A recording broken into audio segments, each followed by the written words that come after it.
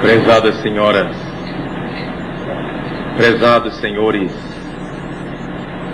meus queridos irmãos espíritas, que Deus nos guarde e que nos mantenha em sua paz.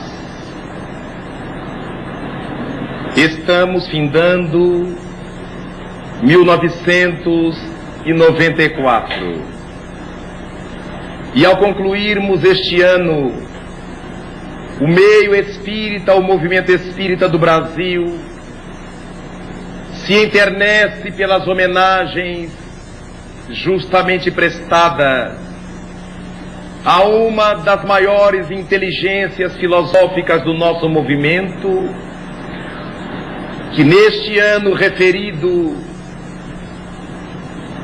evocamos o 10º aniversário de seu passamento. Há 10 anos deixava-nos Deolindo Amorim para fazer o profundo mergulho nessas dimensões do mais além, após mais de 80 anos de existência planetária e de quase metade desse tempo devotado à doutrina espírita. Ouvir Deolindo Amorim representava sempre motivo de aprendizagem, de gáudio, de felicidade.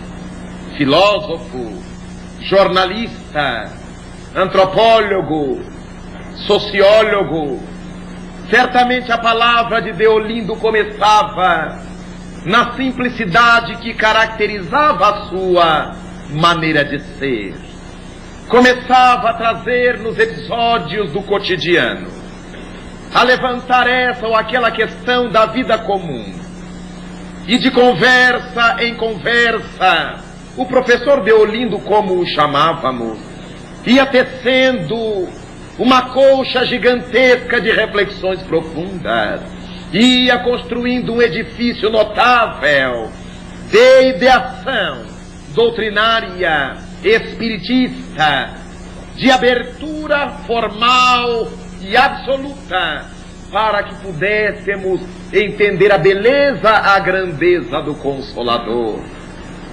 Apaixonado por Leon Denis, que se tornou motivo de uma de suas teses profissionais, certamente o professor Deolindo, trazendo na sua bagagem essa força íntima do convencimento, a capacidade de convencer pela argumentação, estritamente espírita, nos deixaria naquele distante 84, órfãos dessa mentalidade profunda, dessa cabeça genial, que se constituíram numa das bases da afetividade sentida por ele.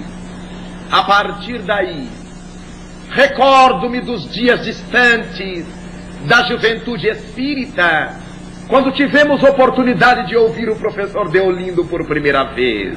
A partir daí, tornar-nos-íamos amigos até os dias da sua desencarnação na Terra. Mas a fala de Deolindo Amorim, certamente assinalada pelo seu saber acadêmico e pelo seu conhecimento doutrinário espírita, nos deixaria uma das peças mais notáveis que um dia pudemos ouvir de sua lavra. E dessa forma é que gostaríamos de prestar nesse findar de 94 a nossa singela homenagem a esse baluarte do pensamento espírita, que da Bahia chegou ao Rio de Janeiro para concluir a sua trajetória terrestre, deixando-nos essa soma notável de conhecimentos profundos. Deolindo Amorim, dentro dos temas que gostava de abordar, interessava-se por essa questão da relação do espiritista com a doutrina espírita. Como é que nós vemos e vivemos a doutrina? E fazendo essa análise sobre as tendências espíritas no nosso movimento, ele levantava a questão de que cada um de nós que se aproxima do Espiritismo costuma interpretar os seus ensinamentos, compreender a sua vertente de acordo com o prisma da própria formação, de acordo com a angulação de cada um, e levantava, aproveitando-se dos seus conhecimentos antropológicos, sociológicos, psicológicos, levantava a lebre de que cada um de nós que vai analisar o Espiritismo o fará segundo algumas lentes muito específicas.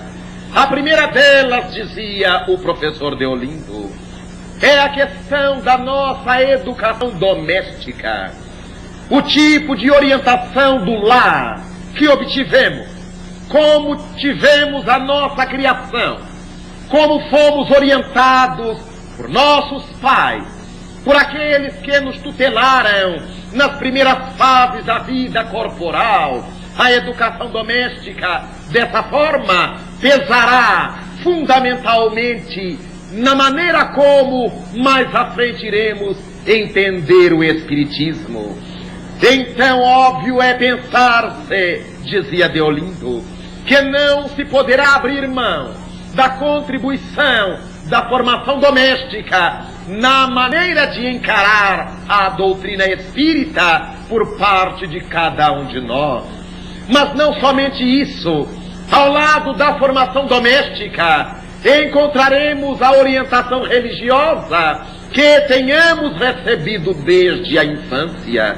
Aqueles que foram católicos romanos desde criança, aqueles que foram evangélicos das mais diversas procedências, das mais variadas denominações, aqueles que vieram de contextos do judaísmo, aqueles que vieram de contextos da Umbanda, do Candomblé, ou aqueles que não vieram de contextos de fé, mas que eram de estrutura materialista, nadista, certamente, somando-se com a educação doméstica, essa influência da religião interferirá na nossa ótica da doutrina espírita, que certamente virá com o tempo. Ao lado da educação doméstica, juntamente com a formação religiosa, existirá, conforme as falas do professor, o componente acadêmico. Aqueles que puderam frequentar a escola, os que cursaram a primeira série, as primeiras séries, o primeiro grau, o segundo, aqueles que chegaram à academia, aqueles que se pós-graduaram, de alguma sorte, essa formação acadêmica, essa estruturação intelectual interferirá na nossa maneira de encarar, de entender a doutrina espírita. Mas somando-se à formação doméstica, à orientação religiosa, à estruturação intelectual, certo é pensar-se que também a nossa bagagem reencarnatória, e cada qual de nós tem a sua, daria um ensejo a uma interpretação específica da doutrina espírita. Não podemos então perder de vista de que cada um que interpreta o Espiritismo, hoje, quando a ele se achega, o faz conforme a filtragem, através de todas essas lentes, de todas essas dimensões, e gradativamente iremos observando como é que cada um de nós tem uma maneira diferente de ver o Espiritismo. Nem sempre essa forma diferente é equivocada, porque podemos ter partido de pontos diferentes, mas o afunilamento, a conificação, esbarra com a proposta básica, fundamental da doutrina espírita, e todos que partimos de pontos distintos acabamos por mergulhar no mesmo estuário de ideias. Mas aqueles que pensam diferente, e pensam diferente equivocadamente, é desde aí então que o professor Deolindo Amorim depois de traçar esse bosquejo geral do indivíduo que chega à doutrina espírita, que se aproxima da doutrina espírita, e naturalmente aqui não se está considerando aqueles que vêm de berço espírita, tomando no leite, por assim dizer, a orientação espírita desde o nascedouro. Temos que convir que há dois tipos gerais, dizia ele, de espírita. E esses dois tipos gerais, ele os chama de espíritas que são da faixa daqueles que não se conformam em ouvir, em assentar-se e ouvir e ir para casa. Espíritas que não se conformam em ser meramente crentes, mas são daqueles que ativam-se para que haja uma participação sua naquilo que estejam aprendendo, naquilo que estejam fazendo. Espiritistas que resolvem-se por dar a sua própria contribuição ao movimento da doutrina espírita, exatamente porque sentem a sua importância, a importância da doutrina, e aquilo que eles conhecem, eles resolvem colocar em prática no contexto da doutrina espírita. Quem é professor, quem é advogado, quem é lavrador, quem é médico, naturalmente, se apropriando do seu conhecimento profissional, dará a sua contribuição para que a doutrina espírita chegue às comunidades dentro do enfoque da sua área, mostrando quanto a doutrina tem enfoque para cada área, porque ela é uma doutrina esférica, uma doutrina global. A esses espiritistas, Deolindo Amorim chamava espíritas operantes, aqueles que não se conformam em se tornarem ouvintes, aqueles que querem que a doutrina penetre-lhes as vidas, que tem uma dinâmica toda especial nas suas vidas, e porque tenha nas suas vidas, também eles derramarão essa influência sobre outras vidas. Os espíritas operantes, então, são indivíduos de mente ativa, não se conformando em serem meros assistidos do centro espírita, ou meros assistentes do centro espírita. Aqueles que se assentam, põem a mão à testa, forjando sulcos para dizerem que estão orando. Não estão orando, estão desviando o olhar das realidades, porque para se orar não é necessário levar os dedos à fronte e ficar numa postura impassível de quem deseja aliar-se do ambiente, das situações. Mas o espiritista operante é aquele que sabe o que está fazendo, e porque sabe o que está fazendo, procura fazer melhor, pelas consequências positivas decorrentes desse fazer melhor. Logo, os espíritas operantes jamais dirão que são espíritas não praticantes, porque não existe senso em alguém ser espírita não praticante. Porque o espírita não praticante simplesmente não é espírita, uma vez que o fato de sermos espíritas estará caracterizado na maneira como atuamos no meio em que vivemos, no meio familiar, no meio profissional, no meio social, seja no meio que for. O que caracterizará, repitamo-lo, a nossa condição de espiritista é a nossa maneira de ação no nosso ambiente natural. Mas o professor Deolindo consignava nessa chave o segundo tipo, ao qual ele chamou de espíritas contemplativos. Esse tipo de espíritas, lamentavelmente, é o que mais existe em nosso movimento. As criaturas que batem no peito: eu sou espírita há 30 anos, eu sou espírita há 40 anos, mas a gente pergunta o que eles fizeram nesse tempo. Só aqueceram os bancos das casas espíritas quando frequentavam, porque muitos também não frequentam. Não, eu sou espírita na minha casa, porque ninguém está vendo, ninguém me cobra nada, então eu não sou coisa nenhuma. Eu sou espírita, porque meu avô era espírita, porque meu pai era espírita. Eu sou espírita, de palavra, mas não de atitude. São os espíritas que gostam da contemplação, porque partem de pontos de base equivocados. Os contemplativos também, por causa disso, têm atitudes equivocadas no movimento espírita. Costumeiramente gostam do fenômeno mais do que dos estudos. Estudar espiritismo para esse tipo de contemplativos é uma coisa maçante, é uma coisa chata, é uma coisa que não se precisa. Então, os contemplativos na mediunidade dizem: meu guia me diz o que eu preciso, eu não tenho necessidade de estar estudando. Outros afirmam: meu mentor me disse que eu não preciso estudar, o que eu precisar ele me inspira.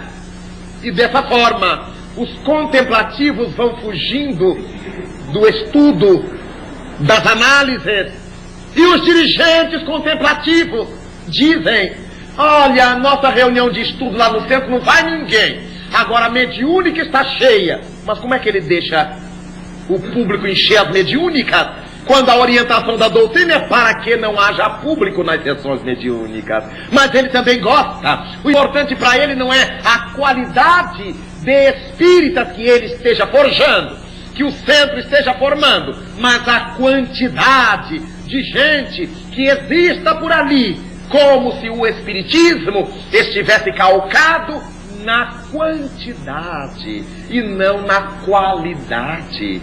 É por isto que ele então, Deolindo, abria nessa chave esse espaço para falar dos espíritas contemplativos.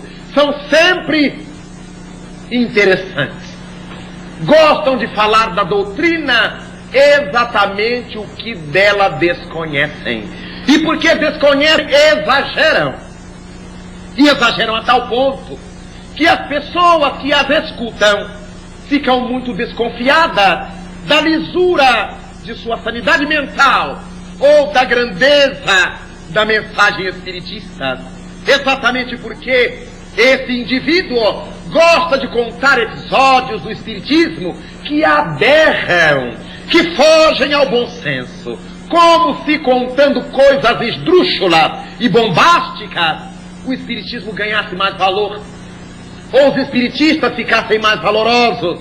Não, o espiritismo não precisa desse tipo de aberrações ou de absurdos para que seja a doutrina grandiosa que representa e que é. Então, o Deolindo dividia os espiritistas nesses dois tipos gerais: os espíritas operantes e os espíritas contemplativos. Mas, à frente dessa chave de dois tópicos, ele abria uma outra chave para agora analisar três tendências gerais no nosso movimento. Primeiro, os dois tipos gerais de espíritas. E dentro desses dois tipos encontram-se tendências. E a primeira tendência que ele vai analisar é a tendência fenomenista. Espíritas fenomenistas são aqueles que, vinculados aos contemplativos, eles adoram o que seja fenomênico. Vivem atrás, não do conhecimento espírita, para a libertação pessoal, não. Vivem atrás do fenômeno. Onde estiver um médium curador, a gente vai para tirar calo, para tirar dentadura, para curar isso, para curar aquilo. Onde estiver um médium que pinta com os cotovelos, com a ponta dos pés, com a ponta do nariz, é lá que nós estamos. Onde tiver um cheirinho, é lá que a gente está. Onde estiver o fenômeno. E quando nós saímos dali, estamos tão infelizes como chegamos. Estamos tão frustrados como estávamos ao chegarmos, tão conflitados como ao chegarmos, porque o fenômeno empolga como um fogo de artifício. Na hora que explode no céu e derrama sua cascata multicolorida, retira de nós uma exclamação: oh, passou dali, está o céu escuro outra vez. Eles são fogos fátuos.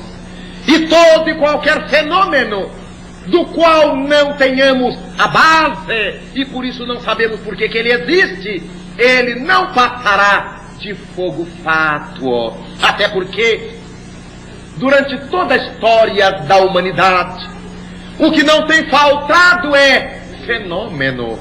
No entanto, com toda essa gama de fenômenos, não se conseguiu modificar a estrutura moral da humanidade. Nosso Senhor Jesus Cristo realizou uma série de proezas. Transformou, segundo os textos evangélicos, a água em vinho captoso. Converteu as carnes pútridas de leprosos em tecidos saudáveis, veludosos de saúde. Retirou da tumba os supostos mortos pela letargia, pela catalepsia. Transformou paralíticos em andantes, cegos em videntes, moucos em ouvintes. E nem por isto Israel o aceita como sendo o Messias. Encontramos na história da vida de Moisés uma avalanche de fenômenos trabalhados pelo salvo das águas. Nem por isto Israel modificou-se, nem por isto as estruturas do povo judeu se modificaram, apesar dos fenômenos. Se hoje, 2 milênios depois, começamos nós a nos sensibilizar com Jesus Cristo, não é em virtude dos fenômenos, é porque agora começamos a compreender-lhe a mensagem. Agora estamos começando a compreender-lhe a mensagem. Seria bom dar assistência às crianças, senão será impossível falar.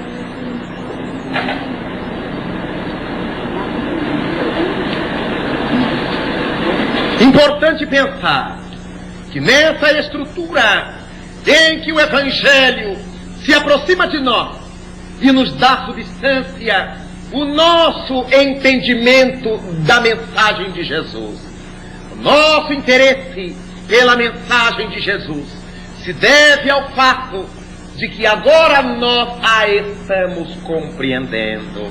Então, o fenômeno sem a compreensão nos causará distúrbios, porque nos faremos indivíduos fanatizados. Porque se nós admiramos uma coisa que não compreendemos, a tendência é que nos tornemos fanatizados. A primeira tendência encontradiça em nosso movimento, conforme Deolindo Amorim, é então a tendência fenomenista, em que o indivíduo valoriza muito mais o fenômeno do que propriamente a consistência da doutrina espírita. Mas o segundo momento em que ele aborda a segunda tendência, ele nos trará a tendência racionalista. Ora, para muitos, o Espiritismo é um contexto racionalista. O que existe no Espiritismo é razão, e nada mais fora da razão. Naturalmente que aberram, naturalmente que exorbitam, porque a doutrina espírita não é uma doutrina racionalista, é uma doutrina de racionalidade. Nos leva ao raciocínio, nos impõe o raciocínio como um dos canais para o seu entendimento, como um dos caminhos para a sua compreensão. Mas em Espiritismo não existe a absolutização da razão, porque não se pode imaginar que o ser humano só consiga sê-lo através da razão em caráter absoluto. É a partir daí que nós verificamos que a doutrina espírita nos chama ao exercício da razão, mas não somente da razão. O Espírito da Verdade, conforme encontramos em o Evangelho segundo o Espiritismo, nos diz: Espírita, 2 mandamentos vos deixo: amai-vos, eis o primeiro; instruí-vos, eis o segundo. Ora, quando nos fala o Espírito da Verdade na necessidade da instrução, está nos chamando ao raciocínio, à razão, à reflexão. Mas quando nos diz da necessidade de amar, está nos convocando ao sentimento. Porque o amor não tem razão, no sentido de que para amarmos a alguém tenhamos que raciocinar. Porque se tivéssemos que raciocinar para amar as pessoas, seriam bem poucas as pessoas amadas por nós. E certamente nós não seríamos amados por tanta gente. Porque ao raciocinarmos sobre fulano A, eu teria que verificar os seus defeitos. E porque as nossas inclinações nos levam a fixarmos muito mais nos defeitos do que nas virtudes, racionalmente não amaríamos as pessoas com facilidade. Quando vemos uma mãe que vai visitar o seu filho na cadeia, por exemplo, ela o abraça, ela chora de ternura por ele, ela em todo momento imagina que o mundo está tratando muito friamente o seu filho. Ela entende que ele cometeu um desatino, mas porque estava doente, porque se fragilizara. Uma mãe terá sempre uma palavra de compreensão, de amor, para com o gesto do seu filho, por mais tresloucado que seja. Então verificamos que a vertente do amor não passa pelo mesmo caminho da vertente da razão, embora, segundo as palavras dos benfeitores espirituais, essas 2 expressões, a do intelecto e a da emoção do amor, são as 2 forças propulsoras para nos endereçarem ao Pai Criador, para nos fazerem evoluir. Então o amor tem caminhos diferentes daqueles trilhados pela razão. O Espiritismo nos propõe a razão, mas nos propõe o amor em primeiro lugar. Amai-vos, eis o primeiro ensino; instruí-vos, eis o segundo. Exato, porque não nos valeria todo um contexto instrucional se nós não tivéssemos a sensibilidade trabalhada por Paulo de Tarso ao dizer: ainda que eu tivesse todos os conhecimentos da terra e penetrasse a ciência dos anjos, se eu não tiver amor, se eu não tiver caridade, isto de nada me adiantará. Óbvio é então pensar-se que os racionalistas no meio espírita não são aqueles que usam a razão, mas os que abusam da razão. Se nós tivéssemos que pautar tudo somente pela razão, ao olharmos um companheiro sofredor na terra que batesse a porta do centro espírita, muito raramente lhe daríamos assistência, porque segundo a razão, ele está pagando porque deve. Ele é um criminoso do passado, de um passado distante ou de um passado próximo, e está exatamente em curso na lei de causa e efeito.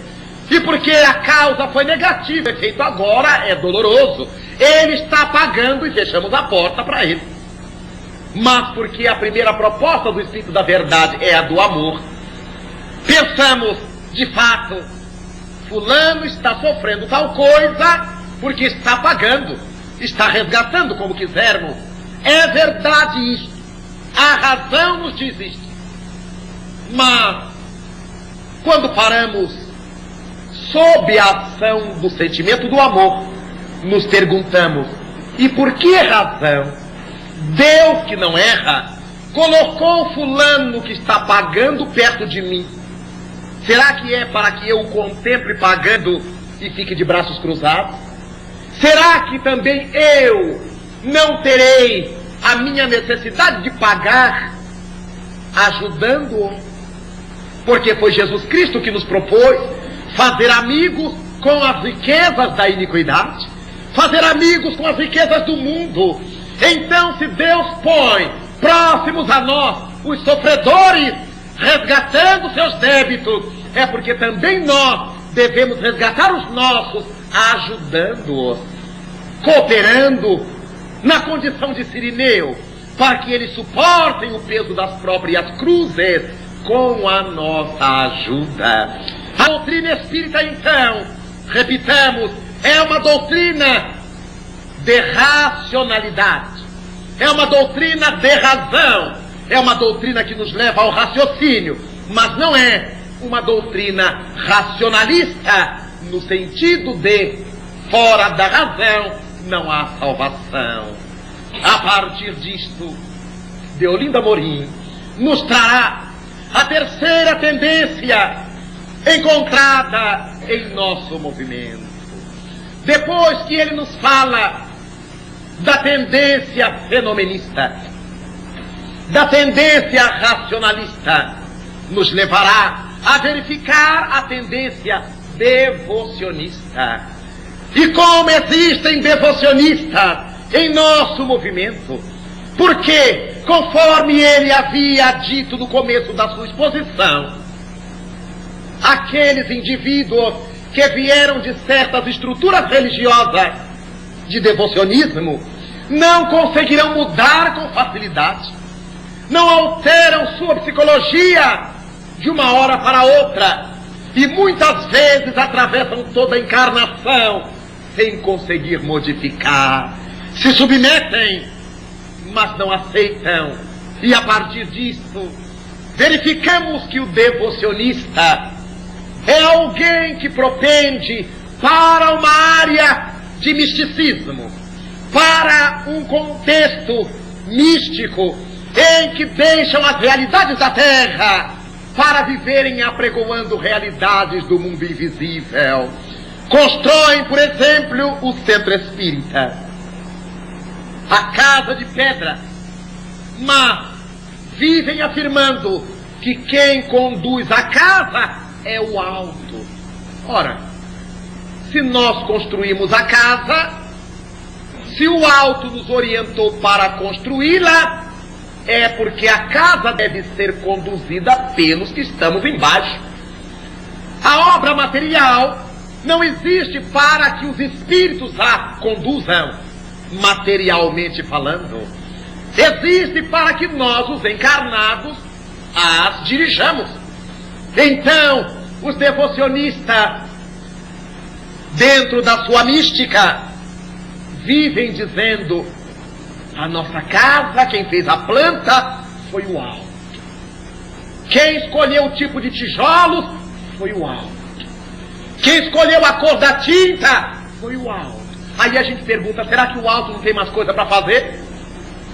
Ah, mas quem diz para quantas famílias nós vamos atender é o alto. Mas não somos nós que sabemos quanto temos em caixa? Como é que é o alto que vai decidir? E se o alto decidir que eu tenho que atender a 1000 e eu só tenho recurso para atender a 100? Vou furtar? Vou roubar?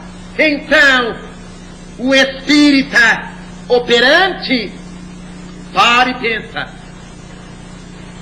Mas o espírita contemplativo, devocionista, adora tirar dos ombros as responsabilidades, essa é a verdade, e colocar sobre os ombros do alto. Aqui em nossa casa é o alto. E o que o baixo está fazendo? É importante que nós pensemos nessa variante no nosso movimento, porque não são poucos, mas os devocionistas não param aí. Eles também gostam das coisas das quais sentem falta dos seus contextos anteriores. Olham as paredes do centro espírita, e as paredes do centro espírita estão nuas, como devem ser, estão limpas, mas o devocionista não se conforma. Ai, mas tão bom se a gente pudesse pôr um dos nossos guias. Normalmente quem paga é Dr. Bezerra de Menezes. A gente vai colocar um quadro do Dr. Bezerra na parede. Aí os devocionistas agora vão discutir qual é a foto do Bezerra que eles gostam. Ah, eu gosto daquela da barba longa. Ah, eu gosto daquela da barba parada. Eu gosto daquela que o cabelo está mais preto. Eu gosto daquela... Superficialidades, vejamos. Mas aí discutem, chegam a um consenso e conseguem botar o quadro do Dr. Bezerra na parede. Tá lindo. Mas o outro devocionista inconformado diz assim: está muito bonito. Mas veja, a gente sai, vai embora, fecha o centro, apaga tudo, fica Dr. Bezerra no escuro. Seria tão bom se a gente pudesse pôr uma luzinha de baixo, porque aí a gente vai embora e o Dr. Bezerra não fica no escuro. Agora eles vão discutir qual é a cor da lâmpada que vão pôr. Vamos pôr uma luz vermelha? Não, Dr. Bezerra deve ser azul. E se a gente puser uma verde? Mas ele era fraterno, a cor da fraternidade é rosa, mas não existe lâmpada rosa. Como é que fica? Discutem, chegam à conclusão e colocam lá a luverna azul. Estão felizes os devocionistas. Mas o outro devocionista olhou e disse assim: ah, está muito bonitinho. Mas que tal se a gente pusesse de cada lado do quadro uma cantoneira e a gente põe uma florzinha aqui, outra florzinha ali, para enfeitar Dr. Bezerra? E os devocionistas do centro aplaudem. E o centro devocionista consente. E daqui a pouco está Dr. Bezerra, a luzinha, as flores, repetindo o altar católico. Com a diferença que ao invés de haver a estátua de São Jorge Guerreiro, de Santo Antônio de Pádua, de Santa Rita do Viterbo, nós temos a lição Bezerra de Menezes. É apenas uma transposição. Saímos de um contexto, mas não deixamos o contexto. Saímos fisicamente, mas a nossa psicologia ainda está lá. De repente nós encontramos um centro espírita dirigido por alguém que não vem das tradições dos altares, mas vem da tradição das igrejas reformadas. E aí chega no centro espírita, ele quer estudar o Velho Testamento. O povo vem sofrido, acata de orientação para a vida, e o centro espírita está estudando a Bíblia.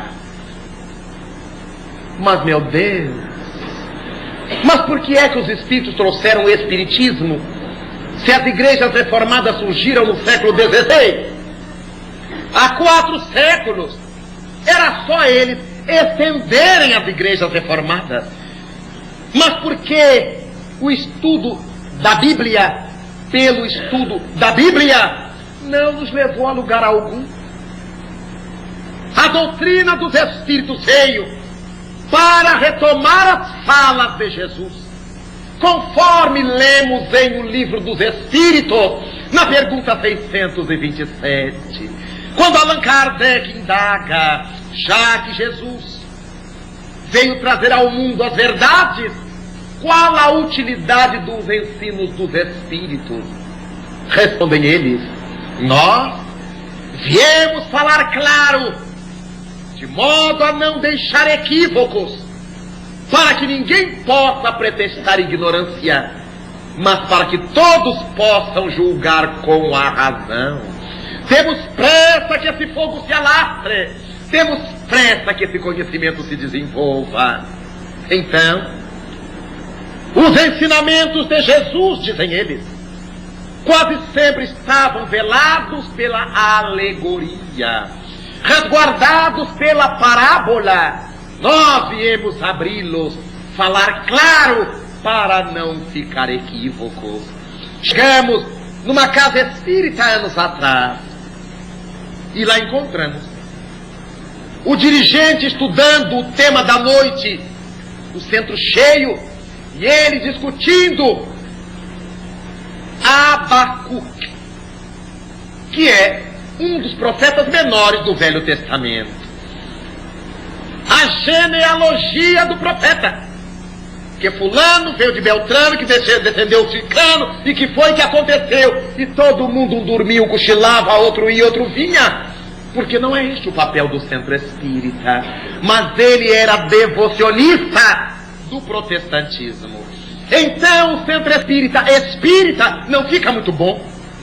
tem que ser um centro espírita com toques protestantes. Porque ele, o dirigente, carrega essa marca. Mas se ele tivesse vindo dos contextos africanistas, também estaria impondo ao centro espírita as marcas do seu africanismo.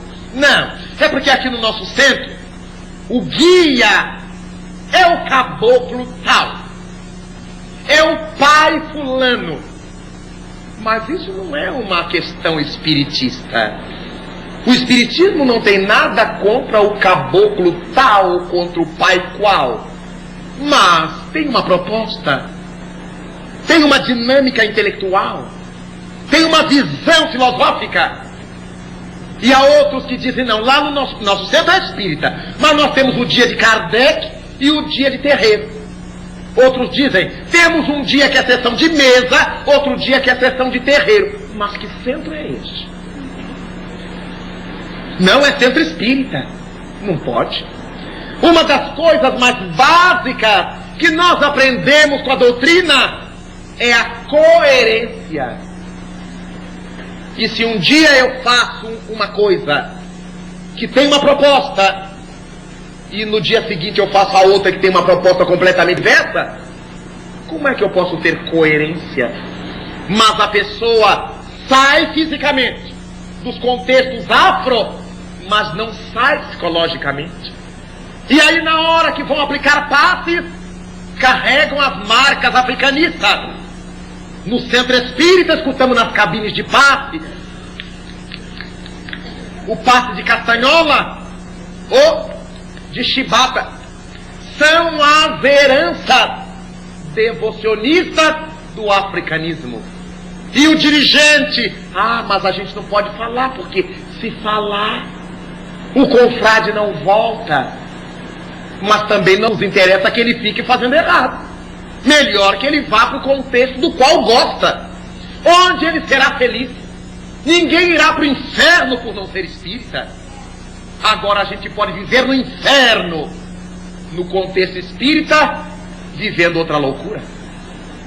É importante que a gente tenha coerência. E Deolindo Amorim chamava-nos a essa coerência.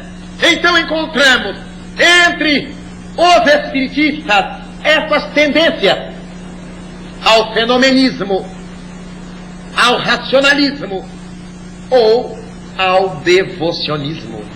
E a partir daí seria importante que nós nos detivéssemos para que verifiquemos afinal que tipo de espíritas somos: operantes ou contemplativos. Neste ano, o que é que eu fiz em prol da vida a partir do meu conhecimento espírita? Fiquemos num ano só, para não irmos muito longe. Este ano, o que é que eu realizei ou estou realizando com bases no meu conhecimento espírita para a melhoria da vida, da minha vida, da vida dos que me cercam? Em que é que eu melhorei? Minha irritabilidade está menor, minha intolerância está menor, minha ação no bem está maior. Como é que eu estou com as pessoas? Como é que eu estou comigo? Continuo neurótico por causa do defeito que eu ainda não corrigi? Ou estou me corrigindo gradativamente sem exigir santidade de mim amanhã? Verifiquemos como é que eu estou hoje, para que eu me dê conta de que se eu sou um espírito operante, procurando dar de mim e não somente sugar da doutrina, ou se eu sou um espírita contemplativo, que eu acho tudo muito lindo, que maravilha. Você ouviu a palestra do centro aquele dia? Linda! Sobre o que foi? Eu não lembro, mas foi linda. Contemplativo. Ele está olhando o exterior. Você viu na hora que a oradora fez um gesto assim? Você viu na hora que o médium fez assim? Mas não prestou atenção no conteúdo. Eles estão olhando a mise-en-scène, estão olhando o exterior. Contemplativos. Você viu como é que ele fala igualzinho a fulano? Você viu o timbre como é de Beltrano? Você notou que ele faz o gestinho assim? Exteriores. Essências, não. Contemplativas. Que tipo de espírito eu sou? Afinal, eu não estou proibido de fazer comparações. Eu não estou proibido de raciocinar, de avaliar, de admitir. Mas é só isto que eu estou fazendo? Ou estou aproveitando o conteúdo para o meu crescimento? Estou aproveitando o conteúdo para que a vida seja maior e melhor? Como é que está sendo a minha atuação espírita? Ora, quando analisamos essa questão importante trazida pelo nosso saudoso Deolindo Amorim, não podemos esquecer, por outro lado, que o Espiritismo não tem nada contra o fenômeno. Quando Deolindo Amorim enfoca a tendência fenomenista, não é um indivíduo que aprecia o fenômeno ou que valoriza o fenômeno, é o indivíduo que absolutiza o valor do fenômeno. Para ele, o Espiritismo, conforme diz Allan Kardec em O Livro dos Médiuns, ao analisar o tipo de espírita experimentador, para eles, os fenomenistas, o Espiritismo não passa de um contexto mais ou menos interessante de fenômenos materiais. Mas é o próprio Allan Kardec que, ao apresentar as conclusões do Livro dos Espíritos, na parte 6ª, estabelece: enganar-se-á aquele que pensar que a força do Espiritismo se encontra nos fenômenos materiais que produza. A força do Espiritismo está na sua filosofia. É graças à nossa compreensão da filosofia espírita que nós vamos encontrando sentido para as modificações inadiáveis em nossas próprias vidas. É graças a essa capacidade que a filosofia espírita nos vai dando de ajuizar as coisas, de avaliar as coisas, de redimensionar as coisas, que nós nos vamos transformando, nos vamos modificando. Então, o Espiritismo não tem nada contra o fenômeno, mas não é o Espiritismo fenômeno. Quando consideramos o fenômeno mediúnico no contexto espírita, podemos dizer que o fenômeno não passa da casca do fruto, enquanto seu conteúdo filosófico é a polpa saborosa que certamente nos saciará. Mas é o fenômeno, a casca, que protege o conteúdo nutriente. Quando nós apregoarmos a filosofia espírita, temos o fenômeno que comprova o que estamos dizendo. Então é a casca que dá armadura, que protege, mas que não é a coisa mais importante. A coisa mais importante do fruto é o que mata a fome. Ainda quando nada víssemos, a filosofia espírita nos atenderia à razão. O que a doutrina espírita fala é racionalmente lógico, é racionalmente crível, é racionalmente assimilável. Então, quando tenhamos a necessidade de comprovar aquilo que estamos apregoando, aí temos a mediunidade e os médiuns. Mas, ainda que não tivéssemos mediunidades e médiuns, a doutrina espírita, enquanto contexto filosófico, seria grandiosa nas suas expressões gerais. Então, é importante que, ao analisarmos o fenomenista, não nos esqueçamos que estamos criticando o absurdo, o excessivo, o dogmático, o fanático. Mas o Espiritismo coloca o fenômeno no seu devido lugar. Existe espaço para ele, mas não é ele a representação da doutrina espírita. Até porque a doutrina não poderia desmerecer o fenômeno, porque ela nasceu com bases nele. Os espíritos vieram nos explicar o que é que estavam fazendo no mundo exterior. Quando as mesas giraram, quando bateram com os pés, quando se ouviram vozes no espaço, vozes diretas, quando as trombetas tocavam, sem que nenhum sopro humano as estivesse agitando, os espíritos vieram falar do que estava por trás de todas essas ocorrências. Então, vale a pena não nos esquecermos. O fenômeno tem o seu grau de importância no contexto, como a casca tem a sua importância no fruto. Mas o fruto não é a casca. Então a doutrina não é o fenômeno.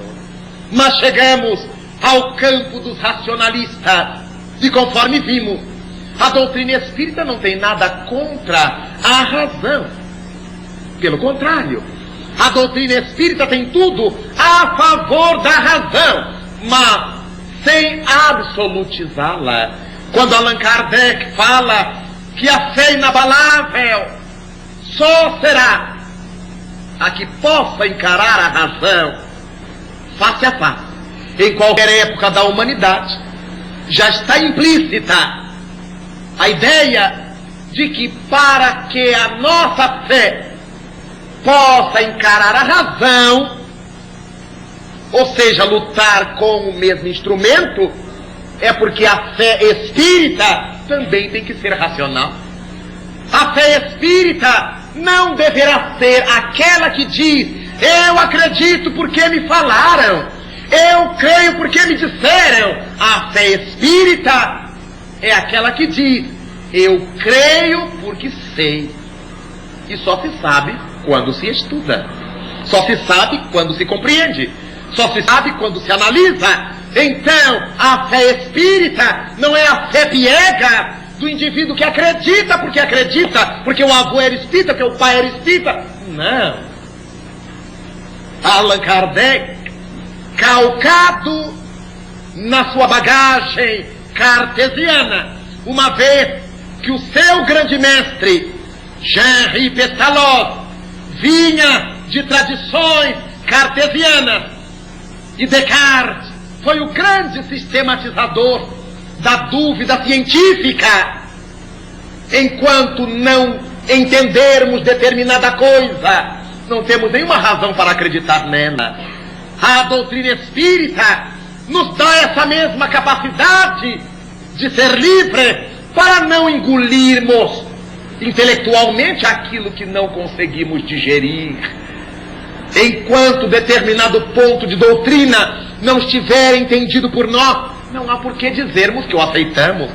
E nem por isso deixaremos de ser espírita. Exatamente porque, se eu aceito um princípio doutrinário que não compreendo, ou que não estou trabalhando por compreendê-lo, eu aceito por fanatismo. O fanatismo é a ausência do bom senso. E a doutrina espírita nos chama ao bom senso.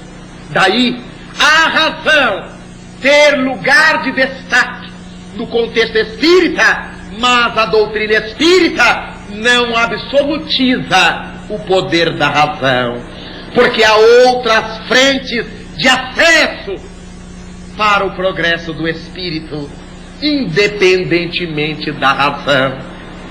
Daí nós verificamos na questão 627 que acabamos de citar, quando o Espírito diz a Kardec: queremos que todos possam avaliar com a razão. Eles não querem que as pessoas acreditem por acreditar, mas admitam por entender. Porque uma vez que nós entendamos, entenderemos sempre.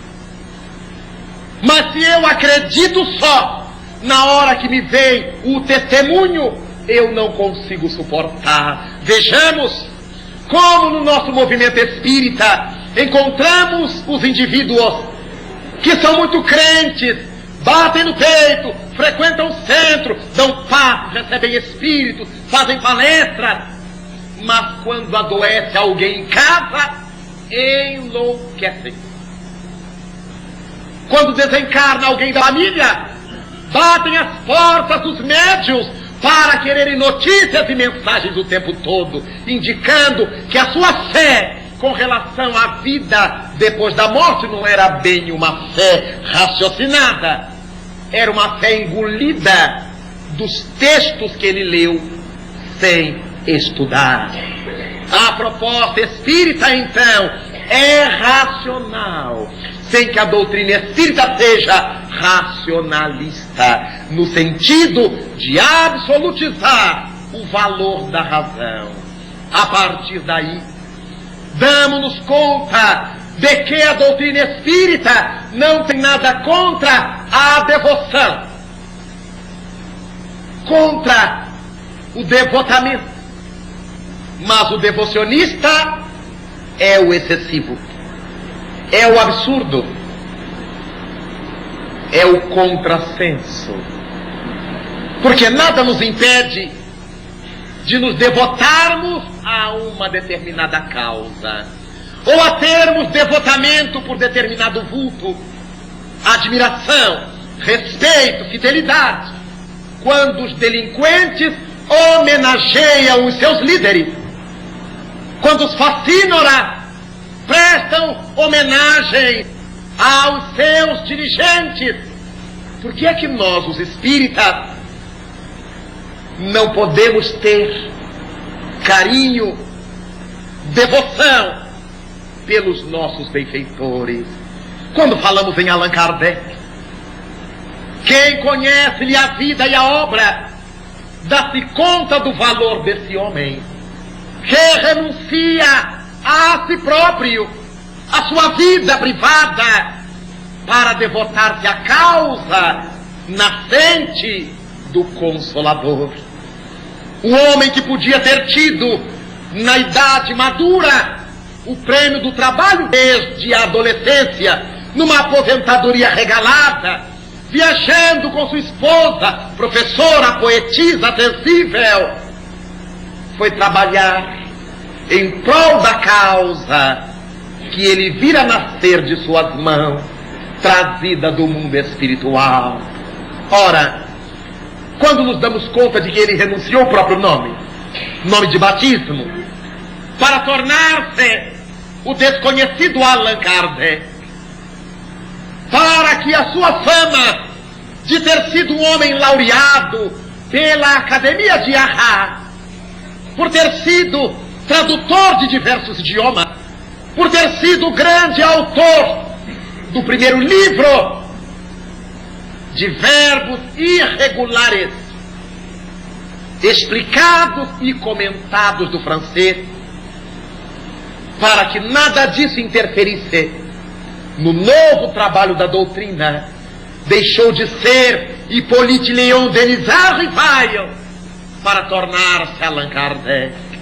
Quando sabemos disso, temos que louvar esse espírito de escola, essa alma nobilíssima, essa alma notável, que por mais que utilizemos adjetivos, não conseguiremos denotar a sua real grandeza. Exato, porque ele fazia parte da falange do Consolador, mas ele viera à Terra para ser quem receberia da falange os elementos básicos para compor as obras da codificação. Prestamos reverência a Allan Kardec, sim, mas culto jamais. Não existe no movimento espírita um culto kardecista, um culto kardeciano. Não existe em espiritismo uma kardeciolatria ou uma kardecolatria, porque inexiste dentro da proposta do espiritismo espaço para esses tipos de cultos ou latria à personalidade, sejam elas quais sejam. A partir daí, olhemos almas notáveis, como a do venerando apóstolo Bezerra de Menezes. Como deixar de homenagear essa alma querida com a nossa devoção, com a nossa ternura, procurando realizar o bem que ele nos orienta para que realizemos. Mas não existe em Espiritismo nenhum culto bezerrista, nenhuma bezerrolatria. Não existe. Homenageamos no meio espírita a alma notável da Mãe de Jesus, pelo espírito grandioso que foi e que é, receptáculo para que ele pudesse um dia chegar à terra e inundar a noite dos homens com a sua claridade estelar. Mas não existe no Espiritismo nenhum culto mariano. Não existe em Espiritismo nenhuma mariolatria. Não existe um culto à Nossa Senhora. No Espiritismo não existe. Exatamente porque não estamos proibidos de exercermos o devotamento. Mas o devocionismo não é do Espiritismo. O culto a fulano, a beltrano ou a ciclano, porque é a própria doutrina que nos ensina a amar a Deus em espírito e verdade, portas adentro do próprio coração. É a doutrina espírita que nos diz, recordando Jesus, que dia chegará em que o Senhor da vida não será homenageado nem no Monte dos Gafanhotos, tampouco no Templo de Israel, no Templo de Jerusalém.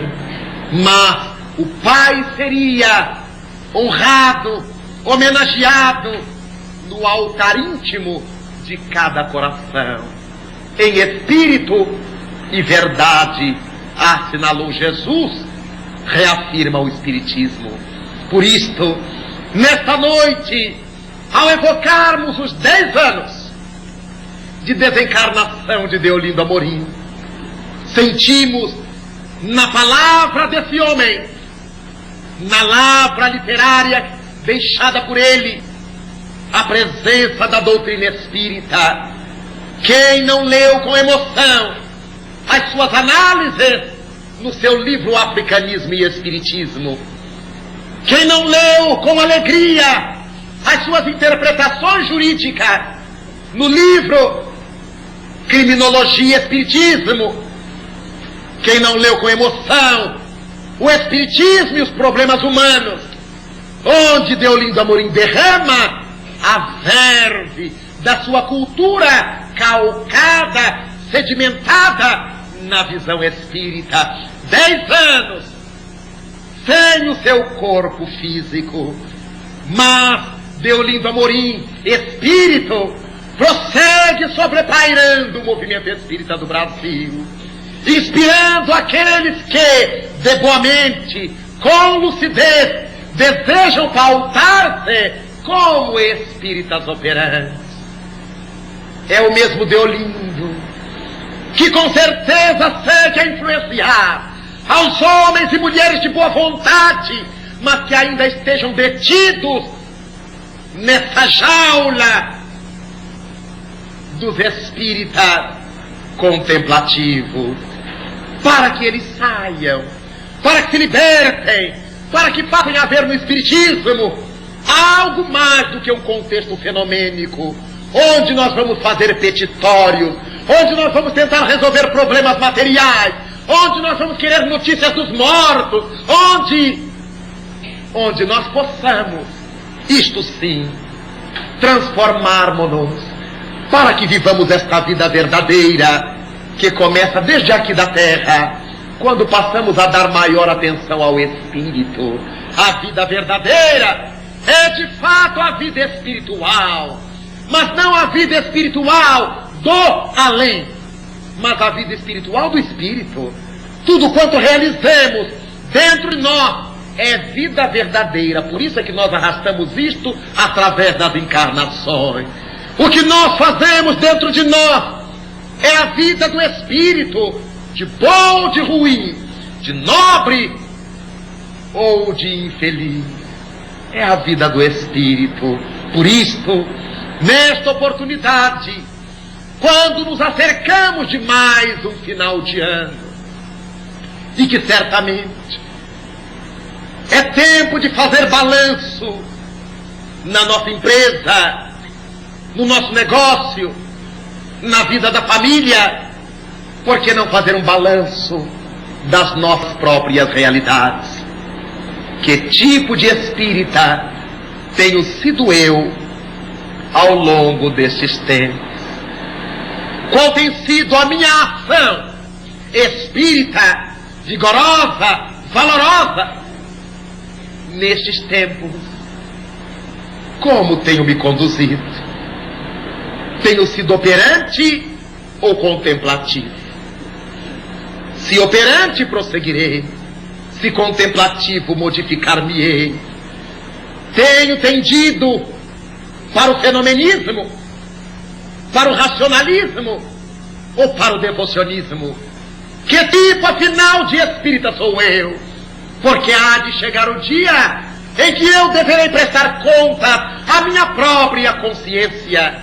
E nesse tempo, que não sabemos quando chegará, mas a cada momento dele nos acercamos mais, colocaremos a alma na voz, o coração na boca, para agradecermos a Deus a honra de termos sido espiritistas, quando espiritista também foi Deolindo Amorim, de termos sido espiritistas no século de Chico Xavier, de Madre Teresa de Calcutá, de Mohandas Gandhi, de Divaldo Franco, de Anália Franco.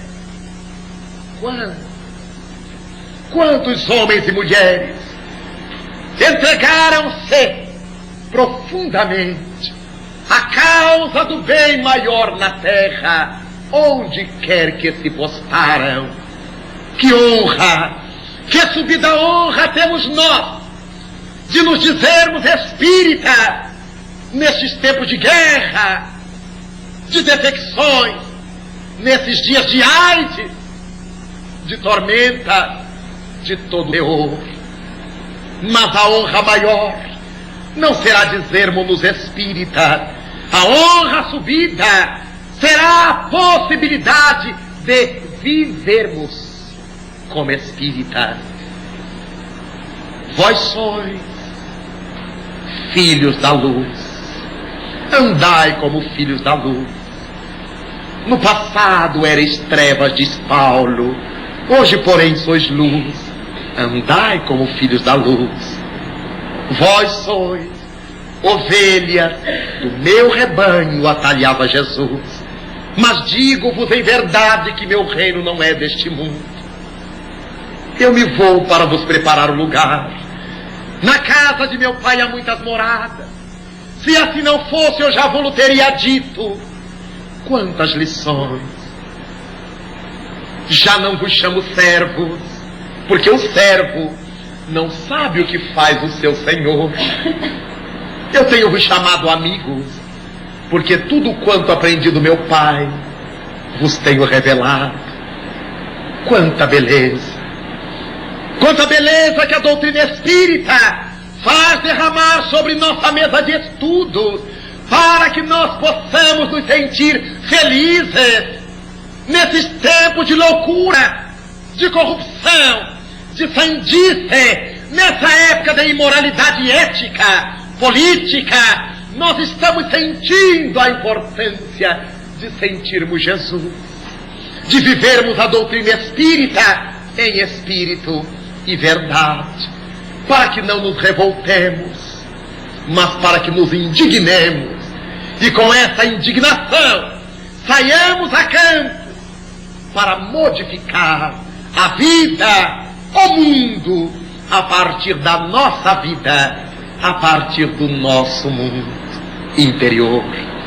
Saudando nesse final de ano a Deolindo e a todas essas estrelas de nobre grandeza que brilham nos céus do movimento espírita, nós queremos dizer a Jesus do quanto lhe somos agradecidos, do quanto lhe somos gratos pela honra incomensurável do Espiritismo, e porque queremos marchar pela terra nos passos do altruísmo, sentimos o quanto é importante ser espírita nesses tempos de lutas da terra, porque escutamos aqui e ali os estrondos da guerra, mas enquanto a mensagem do bem, a paz e o amor em nosso íntimo permitem viver,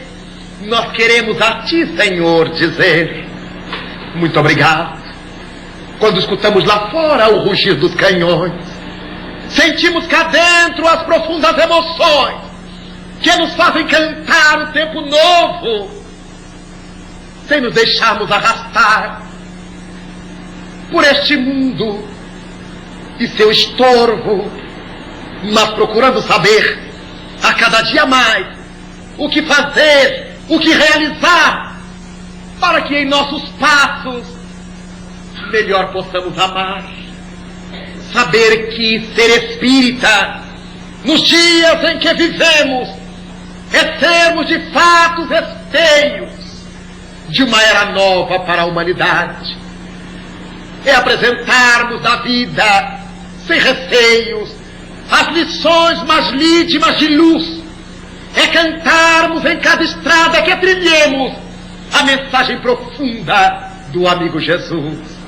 Como é importante ser espírita, sermos espíritas com lucidez, trabalhando cada dia com afã por nossa vez, para que nunca nos arrependamos, mas em cada lugar, divino ou profano, possamos ter-te a Ti, Senhor, como a nossa mais profunda inspiração, na intimidade de nossa emoção, para que dia após dia te possamos decantar, e teus ensinos de luz possamos louvar, e dizermos-te agora, enquanto a humanidade em toda parte chora: muito obrigado, Senhor, pela honra de conhecer-te, pela oportunidade de saber-te. Deixa-nos assim, por isso mesmo, viver-te, as lições de luz que penetram nossas almas, mas que vêm de ti, Senhor Jesus. Muita paz.